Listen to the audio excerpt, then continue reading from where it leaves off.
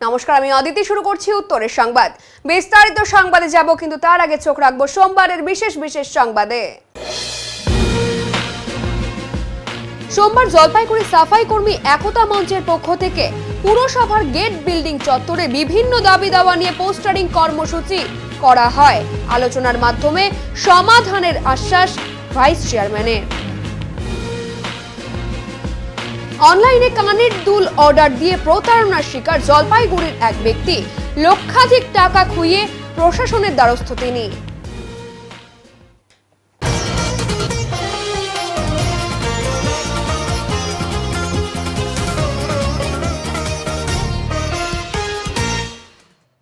ফের জলপাইগুড়ির গোশালা মোড়ে দুর্ঘটনা ঘটল। গতকাল এক টোটো চালকের মৃত্যুর পর সোমবার সকালে আবারও একটি লরির সঙ্গে দুজন বাইক আরোহীর মুখোমুখি সংঘর্ষ হয়। শহর লাগোয়া ব্যস্ততম ওই এলাকা রীতিমতো ব্ল্যাক স্পট হয়ে উঠেছে। গতকালই গোশালা মোড়ে গাড়ির সঙ্গে সংঘর্ষে এক টোটো চালকের মৃত্যু হয়। সোমবার সকালে লরির সঙ্গে মোটর বাইকের সংঘর্ষে জখম হয়েছেন দুজন বাইক আরোহী। একই জায়গায় বারংবার দুর্ঘটনায় ট্রাফিক পুলিশের নজরদারি নিয়ে প্রশ্ন উঠছে। এদিন সকালে বাইকে এক দম্পতি গোশালা মোড়ে 31 নম্বর জাতীয় সড়ক পার হচ্ছিলেন। সে সময় দুরন্ত গতিতে ছুটে আসা একটি লরি বাইকটিকে সজোরে ধাক্কা মারে।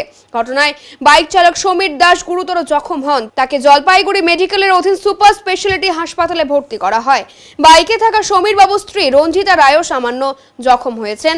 ঘাতক লরিটিকে আটক করেছে পুলিশ। 9 দফার আলোচনার পরেও মেলেনি সমাধান সূত্র বলে অভিযোগ। এবার দাবি আদায়ের লক্ষ্যে জলপাইগুড়ি পুরসভায় পোস্টারিং অভিযান সাফাই কর্মীদের। সোমবার জলপাইগুড়ি সাফাই কর্মী একতা মঞ্চের পক্ষ থেকে পুরসভার গেট এবং বিল্ডিং চত্বরে পোস্টারিং করা হয়। অবিলম্বে ন্যায্য বেতন বৃদ্ধি, সমস্ত অস্থায়ী কর্মীদের ইপিএফ চালু, বকেয়া গ্র্যাচুইটি প্রদানের দাবি উল্লেখ করে পোস্টার করা হয়। জলপাইগুড়ি সাফাই কর্মী একতা মঞ্চের তরফে প্রতাপ রাউত বলেন, আমাদের দাবি যাতে সকলের কাছে পৌঁছয় তার জন্যই আজকের পোস্টারিং কর্মসূচি। দীর্ঘদিনের দাবি ছিল বেতন বৃদ্ধি, এছাড়াও অস্থায়ী কর্মীদের ইপিএফ প্রদান, বকেয়া গ্র্যাচুইটির দাবি করা হয়েছে। এ বিষয়ে পুরসভার ভাইস চেয়ারম্যান সৈকত চট্টোপাধ্যায় বলেন, তাদের দাবি দেওয়া নিয়ে আলোচনার মাধ্যমে সমাধান হবে। আজকে আমাদের যে কর্মসূচি সেটা হচ্ছে পৌরসভায় পোস্টারিংয়ের কর্মসূচি। তার কারণ হলো আমাদের দাবি যে দাবি আছে সে দাবি প্রত্যেক মানুষের কাছে পৌঁছায়, প্রত্যেক পৌরসভার প্রত্যেক কর্মচারীর কাছে যাতে পৌঁছায়, সেই জন্য আমরা আজকে পোস্টারিং করেছি। লেখাতে আমাদের বিভিন্ন যে সমস্ত আমাদের দাবি আছে, যে দাবি নিয়ে আমরা দীর্ঘ 9 দফায় বসেছি, সেই দাবি যাতে প্রত্যেক কর্মচারীর কাছে পৌঁছায়, প্রত্যেক স্টাফের কাছে পৌঁছায়, সেই জন্য আমরা আজকে পোস্টারিং করেছি। মূলত কোন দাবিগুলো? মূলত আমাদের দাবি আছে যে ন্যায্য মূল্যে বৃদ্ধি, ন্যায্য মূল্যে হচ্ছে আমাদের বেতন বৃদ্ধি, যেটা আমাদের বেতন অত্যন্ত সামান্য, খুবই সামান্য বেতন বৃদ্ধি, সমস্ত অস্থায়ী যারা আছে কর্মচারী তাদের ইপিএফ চালু এবং বকেয়া যেগুলো গ্র্যাচুইটি আছে সেগুলো অবিলম্বে যাতে প্রদান করা হোক, এটাই হচ্ছে আমাদের মূল দাবি।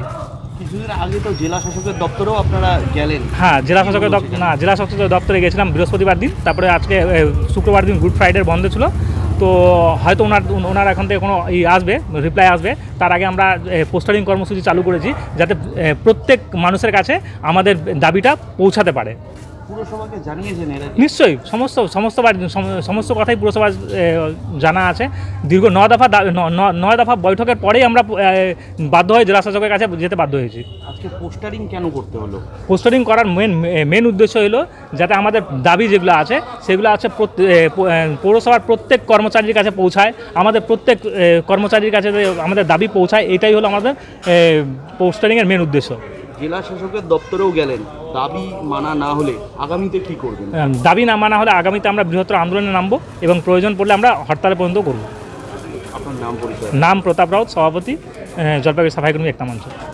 দেখুন, জলপাইগুড়ি পুরসভার জন্মলগ্ন থেকে যে 12 নম্বর ওয়ার্ড, যেটা আজকের 12 নম্বর ওয়ার্ড, অতীতে যে হরিজন বস্তি যেখানে অবস্থিত, সেই হরিজন বস্তির ভাই বোনদের সাথে, দাদা দিদিদের সাথে আমাদের একটা আন্তরিক সম্পর্ক, এবং এরা পৌরসভার সাথে একাত্মভাবে যুক্ত, এবং তাদের যা যা দাবি ছিল চেয়ারপারসনের সাথে তারা মিটিং করেছে, আমরাও মিটিংয়ে ছিলাম।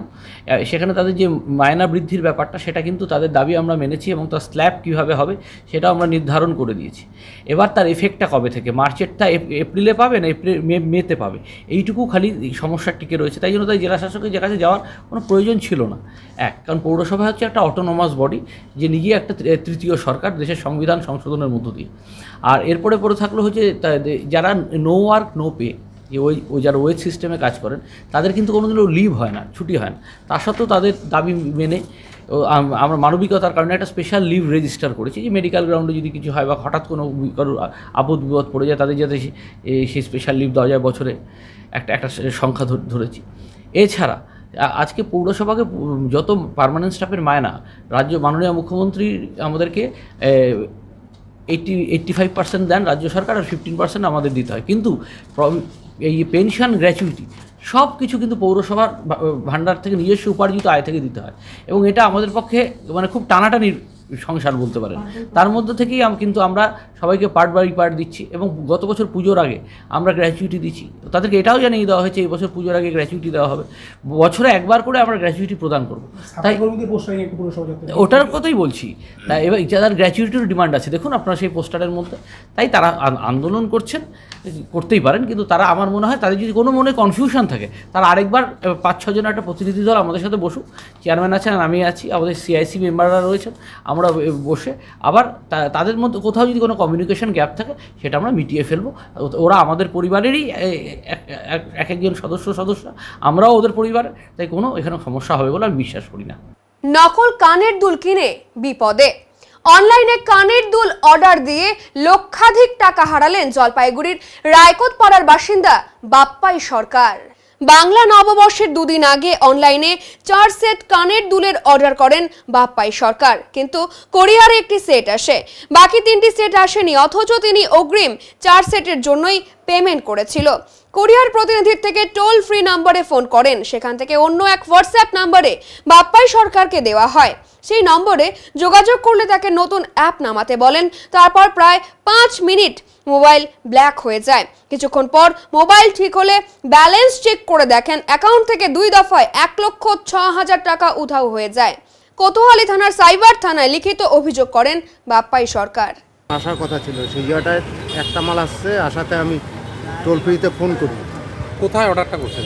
সবসি কি অনলাইনে কি অর্ডার করছেন?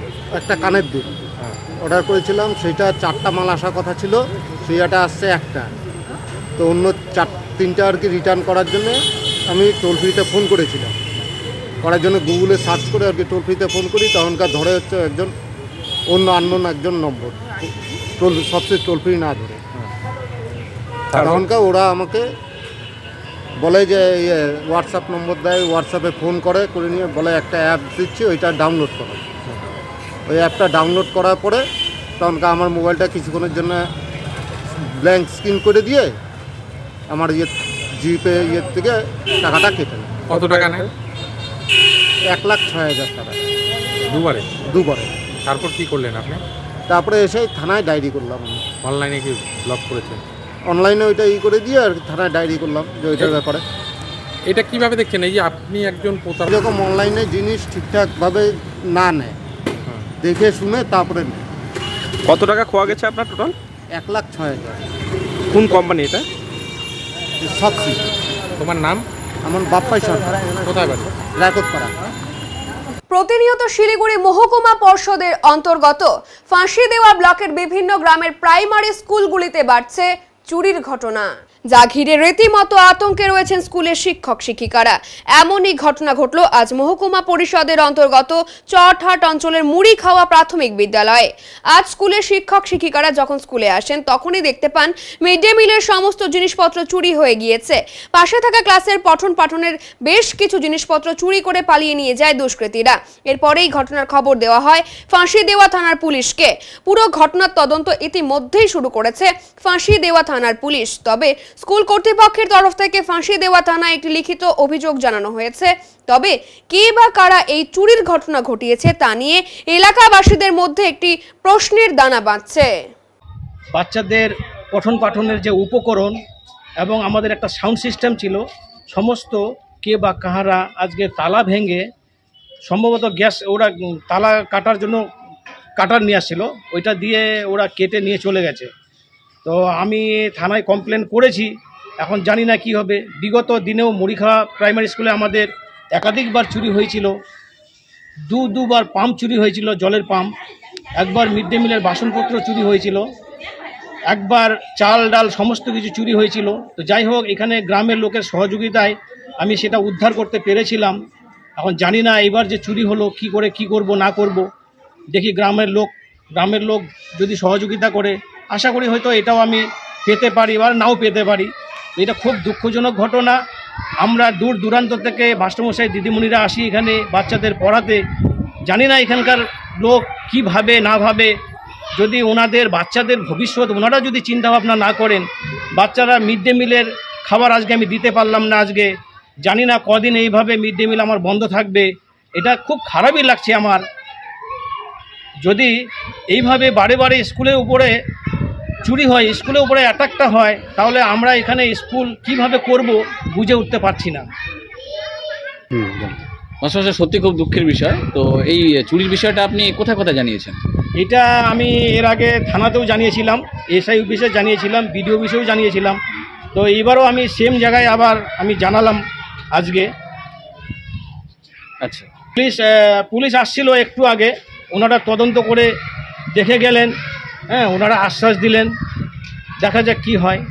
গ্রাম পঞ্চায়েত কার্যালয়ে রাখা সরকারি ত্রিপল চুরি করতে গিয়ে হাতে নাতে পুলিশের হাতে ধরা পড়ল এক যুবক।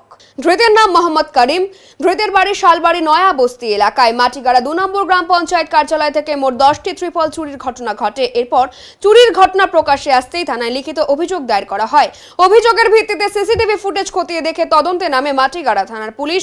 এরপর অভিযুক্ত মাটিগাড়া বাজারে ত্রিপলগুলি বিক্রি করতে এলে তাকে হাতে নাতে ধরে ফেলে পুলিশ।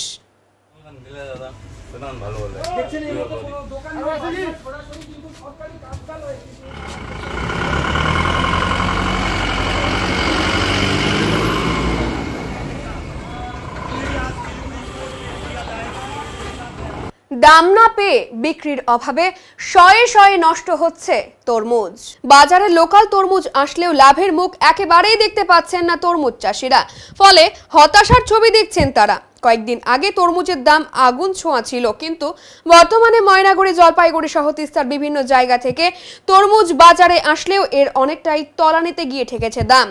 কেজি প্রতি বিক্রি হচ্ছে 4 থেকে 5 টাকা দরে। আবার কিছু কিছু বড় আকৃতির তরমুজ বাজারে বিক্রি হচ্ছে 20 টাকা পার পিস। ফলে একদিকে যেমন লাভের মুখ দেখছেন না তারা, তাই জলপাইগুড়ি শহরের বিভিন্ন জায়গায় তরমুজ বিক্রি হচ্ছে 3 থেকে 4 টাকা দরে। কিছু কিছু তরমুজ 10 টাকা পার পিস হিসেবেও বিক্রি হচ্ছে। আবার বড় আকৃতির তরমুজগুলো বাজারে বিক্রি হচ্ছে 20 টাকা দরে। তাই সব মিলিয়ে লোকাল তরমুজ চাষিরা এবছর লাভের মুখ একেবারেই দেখতে পেল না বলে তারা জানিয়েছেন। দাম এত কমার কারণ কি? এর আগে তো 30 টাকা করে কেজি বিক্রি হচ্ছে, এখন গোটা গোটা 20 টাকা করে বিক্রি করছেন, কি কারণ? কৃষকের কোনো মূল্য নেই। আমি কৃষকের কোনো মূল্য নাই। এখন তরমুজ আমরা করে ফেলছি, এখন বেচতে হচ্ছে, উপায় নেই, কোনো বাইরে মাল যাচ্ছে না। আচ্ছা, কোথাকার তরমুজ? এটা হচ্ছে এই যে ময়নাগুড়ি জলপেশ লোকাল তরমুজ। লোকাল তরমুজ। এলে কোনো ইনজেকশন পুশ করা না, এটা মিষ্টি স্বাদে ভরা। এত কমে দিচ্ছেন? উপায় নেই, কি আমরা করছি, এখন ফসল ফেলে দিতে পারতেছি না, তরমুজের দাম নেই, এই জন্য বিক্রি হচ্ছে। এই জন্য কম দামে বেচে দিচ্ছি। কেমন বিক্রি হচ্ছে? বিক্রি হচ্ছে মোটামুটি ভালো, খারাপ না, খুবই ভালো বিক্রি। এই তেজের মধ্যে এই তরমুজ খাবে লোক, আনন্দ পাবে, মিষ্টি পাবে। খেতে কি আরো তরমুজ রয়েছে? প্রচুর রয়েছে, প্রচুর। আমাদের প্রচুর ক্ষেত আছে। কতটা সুবিধা হচ্ছে? এর আগে তো অনেকটা দামে অনেক সুবিধাই হচ্ছে, লোকে খাইতে পারতেছে, ওরা দিচ্ছে দেখে আমরা খাইতে পারতেছি। এইটাই, কিন্তু কৃষক কতটা পাচ্ছে সেটা হচ্ছে ঘটনা, কৃষকের কতটা লাভ হচ্ছে সেটাই হচ্ছে ঘটনা। কিন্তু আমাদের তো সুবিধা। স্বাদ কেমন হচ্ছে মনে হয়? স্বাদ কেমন? এর আগে নিয়ে গেছিলাম, স্বাদ তো ভালোই ছিল। এখন এটা নিয়ে যাই, এখন এটা কাটে খাই, দেখি কিরকম স্বাদ হবে, তবে বলতে পারবো কিরকম স্বাদ হবে। গন্ধে ভরা তরমুজ খাবেন, লোকাল খাবেন। এই দাদা দুইটা আপনাকে দিলাম। এখন নিয়ে নিচ্ছে ছোট্ট একটি বিরতি, ফিরে আসছে আরো খবর নিয়ে, সঙ্গে থাকুন। সব সময় সব দিকের সব খবর পেতে সাবস্ক্রাইব করুন, বেল আইকনটি প্রেস করে আপডেট থাকুন।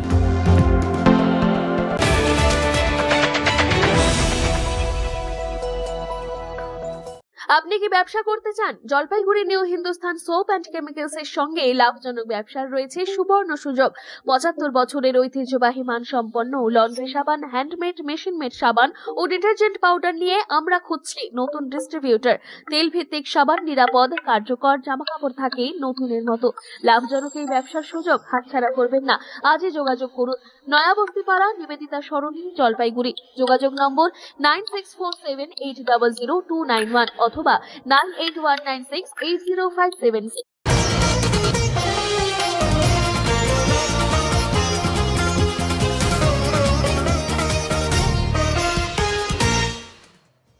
আট বছরের ছেলের সামনে স্ত্রীকে কুপিয়ে হত্যা। সোমবার অভিযুক্ত স্বামীর ফাঁসির সাজা ঘোষণা করল জলপাইগুড়ির অ্যাডিশনাল কোর্টের বিচারপতি। এদিন এই তথ্য দিয়ে বিশেষ সহকারী সরকারি আইনজীবী প্রসেনজিৎ কুমার দেব বলেন, ঘটনাটি 2023 সালের 20 জুন ময়নাগুড়ির সরকার পাড়ার। ওই দিন স্ত্রীর সাথে বিতণ্ডায় জড়ায় অভিযুক্ত স্বামী সুজিত দে ভৌমিক। ছেলের সামনে স্ত্রী মিতালি দে ভৌমিককে কুড়ুল দিয়ে নৃশংসভাবে হত্যা করে অভিযুক্ত। পুলিশ তদন্ত করে 3 জনের বিরুদ্ধে চার্জশিট দাখিল করে। অভিযুক্তের বিরুদ্ধে একাধিক অভিযোগ রয়েছে। অভিযুক্ত পরকীয়ায় লিপ্ত ছিল, পণের টাকার জন্য বারবার স্ত্রীকে চাপ দিত। এসব ঘটনার জন্য দুজনের মধ্যে দীর্ঘদিন থেকেই অশান্তি ছিল। এদিন 15 জন সাক্ষীর সাক্ষ্য গ্রহণ করা হয়েছে। 302 ধারা অনুযায়ী অভিযুক্তর ফাঁসির সাজা শুনিয়েছেন বিচারক। এছাড়াও 307, 326 এবং 498-তেও আলাদাভাবে সাজা ঘোষণা করা হয়েছে, যার সর্বোচ্চ সাজা যাবজ্জীবন কারাদণ্ড এবং 1 লক্ষ টাকা জরিমানা। আদালত চত্বরে এদিন উপস্থিত ছিলেন মৃতার মা কল্পনা সরকার। তিনি বলেন, আজকে যে সাজা ঘোষণা হয়েছে তাতে আমরা খুশি। এতে আমার মেয়ের আত্মা শান্তি পাবে বলে তিনি জানান। আপনার কে হয়? আমার মেয়ে হয়। তো বুঝে আজকে যে সাজাটা শোনালো আপনি কি বলবেন? আজকের সাজাটা যে হলো তাতে আমরা সবাই শান্তি পেলাম এবং আমার মেয়েও আত্মা শান্তি পাবে। খুশি আপনারা? হ্যাঁ, আমরা সবাই খুশি। কি নাম আপনার? কল্পনা সরকার। বলার আছে সাজা সম্পর্কে? কেসটা পুরাটাই মিথ্যে। পুলিশ রামকুমার রায় আমার হাতে একটা মিথ্যা কুড়াল ধরে দিয়েছিল, মিথ্যা কুড়াল ধরেছিল। ওই কুড়ালের জন্য ওই কুড়াল শো করছে কোর্টে, কিন্তু কুড়ালের কোনো ফরেনসিক রিপোর্ট করা হয় নাই। এই কেসটা পুরোটাই মিথ্যা কেস। না, এটা পুরো এই কেসটা পুরোটাই এদের সাজানো ষড়যন্ত্র। আমার হাতে কুড়ালটা ধরে দেওয়া হয়, মিথ্যা কেস এটা। আপনি কি হাইকোর্টে যাচ্ছেন? হাইকোর্টে যাচ্ছি কিনা এখনো বলতে পারবো না, কিন্তু কেসটা পুরোটাই মিথ্যা কেস। এটা হচ্ছে 20/6/2023 ময়নাগুড়ি থানার আন্ডারে সরকার পাড়া। সেখানে মিতালি দে ভৌমিককে তার husband Sujit De Bhowmik brutally assaulted and murdered with the help of eggs. Also brutally assaulted the mother-in-law and the mother-in-law. Accordingly, a case was started under section 498, 307, 326, 302 IPC. এই কেসটা 2023 সালে 6 মাসে হয়েছে। Within the short span of time এটা investigation করে police 3 জনের বিরুদ্ধে chargesheet দিয়েছে, including the principal accused Sujit De Bhowmik. এবং এই কেসে 3 জন ট্রায়াল ফেস করেছে, other the 2 brothers of the principal accused Sujit De Bhowmik for having the physical and mental cruelty on demand of dowry. চার্জশিটে এটাতে 19 witnesses has been examined by the police, কিন্তু এটাতে at the time of evidence আমি মনে করেছি যে 15 witnesses are vital and they have been examined and cross-examined. এই কেসটাতে PW3, the 8 years old son of the principal accused, he was the eyewitness, and apart from that the mother-in-law and grandmother-in-law, who at the relevant point of time at the house of the PO Sarkar Para, when they resisted the principal accused Sujit Bhomik, then they were also physically assaulted brutally and accordingly treated at the Shodor Hospital, Jalpaiguri. 15 জনের chargesheet 15 জনকে examine হয়েছে এবং যেখানে ডাক্তারবাবুরা সাক্ষী দিয়েছেন, other সাক্ষী হয়েছে, all the parameters of the sections and there is a cogent and reliable evidence as standard by the prosecution counsel. এবং যার উপরে ভিত্তি করে আজকে এই প্রিন্সিপাল অ্যাকিউজড সুজিত দে ভৌমিককে আদালত 302-এ ফাঁসির সাজা শোনালেন এবং তার সাথে তার সাথে 307 এবং 326 এবং 498-এতে সেপারেট উনি সাজা শুনিয়েছেন, যা সর্বোচ্চ সাজা হচ্ছে যাবজ্জীবন কারাদণ্ড এবং 1 লক্ষ টাকা করে ফাইন করেছেন। সেই ফাইনের অ্যামাউন্টটা for the welfare to the Shayan be given, এটা এরকম ডাইরেকশন উনি দিয়েছেন। এবং এটাতে none of the witnesses was declared hostile. খুব কম সময়ের মধ্যে এটাকে আমরা ট্রায়ালটা করেছি এবং মানে আমি খুব ভেরি প্লিজেন্ট টু সে, আমি বলবো যে এই কেসটা খুব তাড়াতাড়ি কনক্লুড হয়ে আজকের এটা প্রিন্সিপাল অ্যাকিউজদের সাজা হলো। প্রেম করে বিয়ে হয়েছিল, ওরা পাশাপাশি গ্রামেই থাকে, পাশাপাশি ওরা দুটা গ্রামেই থাকে এবং since marriage they were not happy with the marriage, the principal accused were not happy. On an often occasions he demanded and pressures to bring the money from her widow mother, the mother of the Mitali Dev Bhomik. Sometimes the money was given, কিছু কিছু সময় টাকা দিয়েও হয়নি এবং ওই ঘটনার 1 মাস আগে ওর বাবা মারা যায় এবং সেই বাবা মারা যাওয়ার জন্য শ্রাদ্ধ শান্তিতে Mitali Deb Bhowmik along with Sujit Dev Bhowmik and the kids came to her father's house for the ceremony, and on the day of incident 20/6/2023 তখন সকালবেলায় সকাল 10টার সময় একটা ওদের মধ্যে গণ্ডগোল হয় এবং সেখানে ঘরের মধ্যেই কুড়াল দিয়ে মারে এবং এটা আমার দেখে মনে হচ্ছে দিস পারসনস মানে leading adulterous life with a lady যেটা মামলাতে উঠে এসেছে, হু রিসাইডস অ্যাট নদিয়া। টাকা পয়সার ব্যাপার তো ছিলই, কিন্তু তার সাথে adulterous life of this principal accused, যেটা ও পৃথিবী থেকে ওর ওয়াইফকে সরিয়ে দেওয়ার জন্য এই দুঃসাহসিক এবং মর্মান্তিক খুনটা করেছেন। শুধু এটা ছিল হচ্ছে ডাউরি ছিল, অ্যাডাল্টারাস লাইফ ছিল, dowry adulterous life of the principal accused leading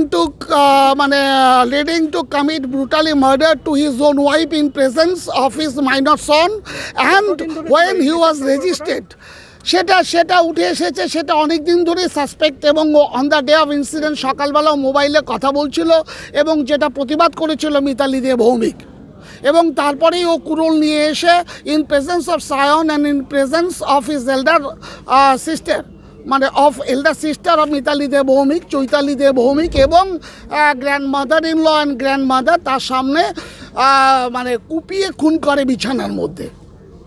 এবং আজকে ওনারাও এসেছেন, আপনি আসুন।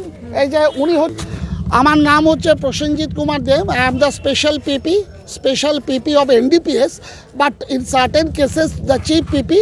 এই সমস্ত কেস আমাকে উনি দেন যাতে to set out the conviction. গজলডোবায় তিস্তা সেতু সংস্কারের দাবিতে ট্রাক চালক এবং কৃষকদের আমরণ অনশন, প্রশাসনের আশ্বাসে অনশন প্রত্যাহার। 6 মাসেরও বেশি সময় ধরে তিস্তা ব্যারেজ সংলগ্ন তিস্তা সেতু দিয়ে ভারী যানবাহন চলাচল বন্ধ থাকায় সমস্যায় পড়েছেন মালব্লকের গাজলডোবা এলাকার ট্রাক মালিক, কৃষক এবং ব্যবসায়ীরা। এই দাবিতেই সোমবার গাজলডোবায় তিস্তা ব্যারেজের ওপর দিয়ে ভারী গাড়ি চলাচলের অনুমতির দাবিতে আমরণ অনশনে বসেন এলাকার ট্রাক ওনার্স অ্যাসোসিয়েশন এবং সাধারণ মানুষ। সকাল 10টা নাগাদ গাজলডোবা 10 নম্বর বাজারে শুরু হয় এই অনশন কর্মসূচি। অংশ নেন স্থানীয় ট্রাক মালিক, কৃষক এবং হোটেল ব্যবসায়ীরা। অনশনকারীদের অভিযোগ, সেতু সংস্কারের জন্য দীর্ঘদিন ধরে ভারী গাড়ি চলাচল বন্ধ থাকায় ক্ষতিগ্রস্ত হচ্ছেন তারা। ডাম্পার মালিকদের গাড়ি বন্ধ হয়েছে, কৃষকদের জমির ফসল বাইরে পাঠাতে পারছে না এবং হোটেল ব্যবসায়ও মার খাচ্ছে তারা। এ বিষয়ে গজলডোবা ট্রাক ওনার্স অ্যাসোসিয়েশনের সম্পাদক রঞ্জন বিশ্বাস বলেন, গত 6 মাস ধরে প্রশাসন সেতুর কাজের অজুহাতে ভারী গাড়ি চলাচল বন্ধ রেখেছে। এতে আমাদের আর্থিকভাবে চরম ক্ষতি হয়েছে। দ্রুত সেতু সংস্কার করে যান চলাচল চালু করতে হবে। একই কথা জানান স্থানীয় কৃষক ক্ষীরোদ বিশ্বাস। তিনি বলেন, বড় গাড়ি ঢুকতে না পারায় ফসল বাইরে পাঠাতে খরচ অনেক বেড়ে গেছে, তাই বাধ্য হয়েই আন্দোলনে সামিল হয়েছে। প্রায় 5 ঘন্টা চলা অনশনের পর ঘটনাস্থলে পৌঁছন মালবাজার থানার আইসি সৌম্যজিৎ মল্লিক, তিস্তা ব্যারেজের এসডিও আসিফুল ইসলাম, মাল পঞ্চায়েত সমিতির সভাপতি এবং সহ সভাপতি। তিস্তা ব্যারেজের এসডিও জানান, সেতু সংস্কার কাজের টেন্ডার ইতিমধ্যেই হয়ে গেছে এবং এদিন থেকেই কাজ শুরু হয়েছে।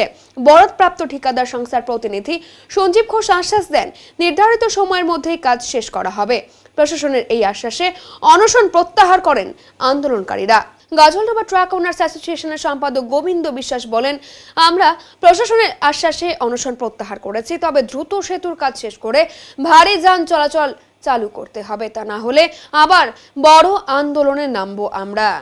এটা হচ্ছে মানে আমাদের ওই যে ডাম্পারের মালিকদের পাশাপাশি, কারণ হচ্ছে আমাদের যে ফসলগুলি হচ্ছে আলু, ধান, মটরশুঁটি, যেসব ফসলগুলি আমরা চাষ করতেছি ওইগুলি এখন হচ্ছে বড় গাড়ি দিয়ে আমাদের কোনো মহাজন নিচ্ছে না। কারণ বড় গাড়িতে নিলে পরে ওদের হচ্ছে ক্যারিং খরচাটা একটু কম হয়, আমরা একটু রেটটা বেশি পাই। ওরা এখন ছোট গাড়িতে নিলে ওদের খরচা বেশি হয়ে যায়, যার জন্য ছোট গাড়ি দিয়ে ওরা নেয়। ওই কারণে হচ্ছে আমাদের ফসলের তেমন আমরা রেট পাচ্ছি না। বড় গাড়ি কেন না? বড় গাড়ি যায় না এই কারণে তিস্তা ব্যারেজ হচ্ছে হাইট ব্যারিয়ার লাগিয়ে রাখছে, ওখান দিয়ে বড় গাড়ি যায় না। ওই কারণে বড় গাড়ি মহাজনরা ঢোকাতে পারে না, আর আমাদের থেকে ছোট গাড়ি দিয়ে না, আমাদের আর পোষায় না। তিস্তা ব্যারেজের কাজ কি শুরু হয়েছে? তিস্তা ব্যারেজের কাজ হচ্ছে গত 6 মাস থেকে বন্ধ, তো এখনও তো শুনতে পাচ্ছি কাজ শুরু হয়নি। তো কাজ হবে হবে বলতেছে, কিন্তু 6 মাস থেকে তো এই কথাই বলে যাচ্ছে কাজ হবে, কিন্তু আমাদের তো চাষের পরে চাষ হয়েই যাচ্ছে, কিন্তু আমাদের ক্ষতি হচ্ছে ওখানেই যে আমাদের ফসলের দাম পাচ্ছি না আমরা। এর জন্য অনশন থাকবে? এর জন্য আমরা হচ্ছে এখানে অনশনে বসছি। কতদিন থাকবেন আপনার অনশনে? অনশন হচ্ছে আমাদের যতদিন থেকে তিস্তা ব্যারেজের উপর দিয়ে ভারী গাড়ি চলাচল অনুমতি না দিবে ততদিন আমরা এখানে আমরণ অনশন করব। আপনার নাম? আমার নাম ক্ষীরোদ বিশ্বাস। এর কথা ছিল যাদবপুরে প্রফেসর, উনি এসে সাইটটা দেখে গেছেন। এবার ওনাদের অ্যামাউন্টটা ছিল হচ্ছে 29,44,000, মানে প্রায় 30 লক্ষ টাকার কাছাকাছি। এবার আমাদের ডিপার্টমেন্টের লিমিট হচ্ছে 5 লক্ষ টাকা। 5 লক্ষ টাকার ভিতরে হলে ডিপার্টমেন্ট আমাদের টেস্টিংয়ের পারমিশন দেয়, তো স্বভাবতই পারমিশন 5 লাখের মধ্যে হয়নি, তো এটাকে আবার ফিনান্সে পাঠাতে হয়েছে। ফিনান্স থেকে হচ্ছে টেস্টিংয়ের জন্য এরপরে পারমিশন দিয়েছে। যখন পারমিশন দিয়েছে তখন আমরা যাদবপুরকে ওয়ার্ক অর্ডার দিয়ে দিয়েছি হচ্ছে 4/2025-এ। এবার ওনাদের ডেট দেওয়া আছে যে 21/4/2025 থেকে ওনারা টেস্ট করবেন। এবার যখন ওনারা হচ্ছে 24 তারিখে আসবেন, 25 তারিখ থেকে কাজ শুরু করবেন। 75 দিনের ওদের কাজের টাইম দেওয়া আছে, প্রত্যেকটা স্প্যান ধরে ওনারা টেস্ট করবে, আর তারপর লোড টেস্ট করবে যে কত লোড যেতে পারবে, সেই টেস্টগুলো করবে। 75 দিন ওদেরকে টাইম দেওয়া আছে। এবার ওরা টেস্টগুলো চলতে থাকবে, আর তার সাথে সাথে এজেন্সি যা আছে ওয়ারিং কোডটাকে তুলবে, তার নিচেই যেহেতু টেস্টটা হবে, কারণ একটা শুরু না হলে আরেকটা হতে পারছে না। কারণ যদি আমরা টেস্টিং করি উপরের লেয়ারটাই যদি না তুলি তাহলে নিচের লেয়ারটা আমরা দেখতে পাবো না, ওটার উপর যে টেস্টটা করবো। তো সভাপতি এটা উঠে উপরের লেয়ারটা দিয়ে এজেন্সি তুলতে থাকবে, ওনারা ওর উপর দিয়ে টেস্ট করতে থাকবে। যারা ব্যারেজের আশপাশ দিয়ে যারা আপনারা দেখুন ওখানে বাস ফেলা হয়েছে স্টেজিং করার জন্য একটা স্প্যানে, যারা গেছেন ওরা তো দেখে নিয়েছে অলরেডি। কথা 24, 25, 26, 27 মোটামুটি 4 দিন করবে। ওখানে একটা স্পেশাল ট্রেন আনবে, যেটা দিয়ে হচ্ছে ব্যারেজের নিচটা কাছে গিয়ে দেখবে।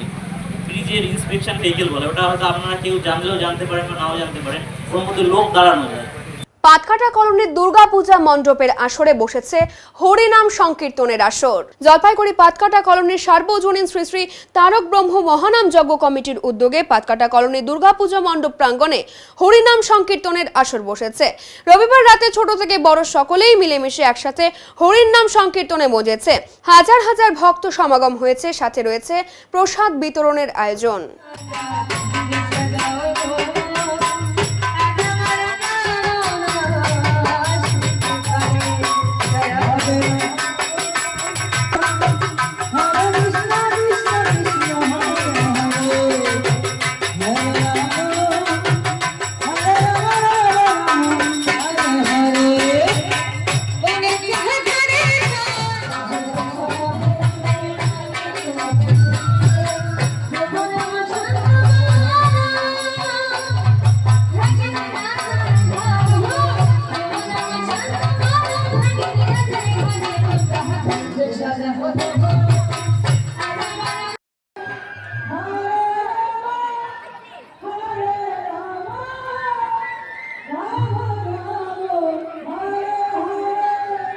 জলপাইগুড়ি জেলা ক্রীড়া সংস্থা স্থাপিত হয় 1954 সালে। এই প্রথম জেলা ক্রীড়া সংস্থার তরফ থেকে মহিলাদের ফুটবল প্রতিযোগিতা শুরু হলো আজ থেকে। চলবে 26শে এপ্রিল পর্যন্ত। প্রতিদিন বিকেল 3:30 থেকে খেলা শুরু হবে। জেলার মহিলাদের খেলাধুলোয় আরো এক ধাপ এগিয়ে নিয়ে যাওয়ার লক্ষ্যেই এই মহিলা ফুটবল লিগের সূচনা। এই লিগে যতগুলো গোল হবে ততগুলো গাছ শহরে জেলা ক্রীড়া সংস্থার পক্ষ থেকে লাগানো হবে। আজকের খেলায় অংশগ্রহণ করে মিলন সংঘ বনাম জলপাইগুড়ি ফুটবল একাডেমি। খেলার ফলাফলে জলপাইগুড়ি ফুটবল একাডেমি জয়ী হয়। জলপাইগুড়ি ফুটবল একাডেমির পতাকা উত্তোলনের মাধ্যমে আজকের খেলার শুভ সূচনা হয়। আজকের খেলায় উপস্থিত ছিলেন জেলা ক্রীড়া সংস্থার senior vice president Tapan Bagchi, Purajit Bakshi Gupta, মিলন সংঘের সভাপতি রমেন সেন মহাশয়, এছাড়াও জেলা ক্রীড়া সংস্থার সকল আধিকারিক বৃন্দ। এখন নিয়ে নিচ্ছে ছোট্ট একটি বিরতি, ফিরে আসছে আরো খবর নিয়ে, সঙ্গে থাকুন। সব সময় সব দিকের সব খবর পেতে সাবস্ক্রাইব করুন, বেল আইকনটি প্রেস করে আপডেট থাকুন।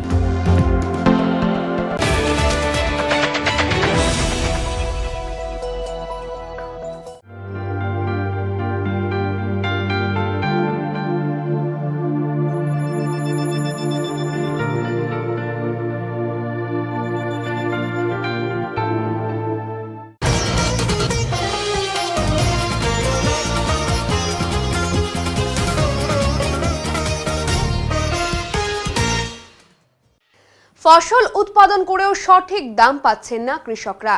জলপাইগুড়ি জেলার রাজগঞ্জ ব্লকের মাঝিয়ালি গ্রাম পঞ্চায়েত এলাকায় অধিকাংশ জমিতে এখন কৃষকদের ফলানো ফসল বিদ্যমান।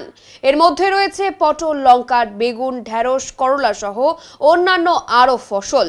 তবে এবছর ফলন ভালো হলেও পাইকারি দাম খুব একটা ভালো পাওয়া যাচ্ছে না বলেই দাবি একাংশ কৃষকদের।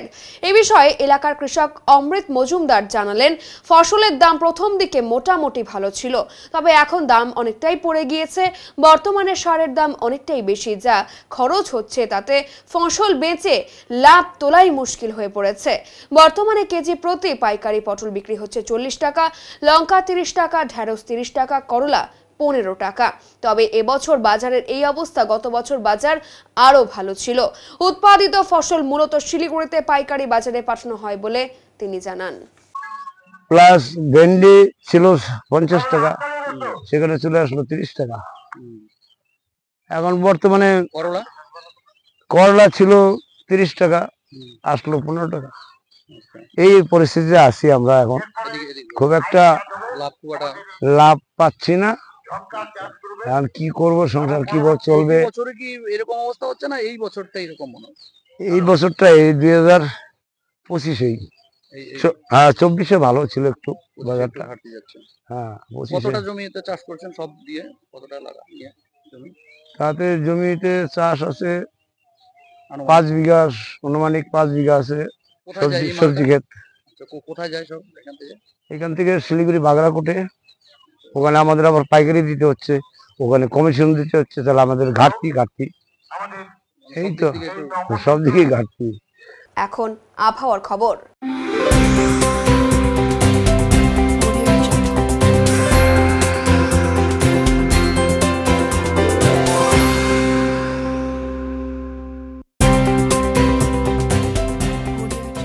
কেন্দ্রীয় আবহাওয়া দপ্তরের জলপাইগুড়ি কেন্দ্র থেকে পাওয়া তথ্য অনুযায়ী সোমবার দিনের সর্বোচ্চ তাপমাত্রা ছিল 32.2 ডিগ্রি সেলসিয়াস এবং সর্বনিম্ন তাপমাত্রা ছিল 24 ডিগ্রি সেলসিয়াস। গত 24 ঘন্টায় সামান্য বৃষ্টিপাত হলেও তা পরিমাপ করা সম্ভব হয়নি। শেষ করবার আগে আজকের বিশেষ সংবাদ আরো একবার। সোমবার জলপাইগুড়ি সাফাই কর্মী একতা মঞ্চের পক্ষ থেকে পুরসভার গেট বিল্ডিং চত্বরে বিভিন্ন দাবি দাওয়া নিয়ে পোস্টারিং কর্মসূচি করা হয়। আলোচনার মাধ্যমে সমাধানের আশ্বাস ভাইস চেয়ারম্যানের। অনলাইনে কানের দুল অর্ডার দিয়ে প্রতারণার শিকার জলপাইগুড়ির এক ব্যক্তি, লক্ষাধিক টাকা খুইয়ে প্রশাসনের দ্বারস্থ তিনি। উত্তর এমন পরিবেশিত উত্তরের সংবাদ এখনকার মতো এই পর্যন্তই। নমস্কার।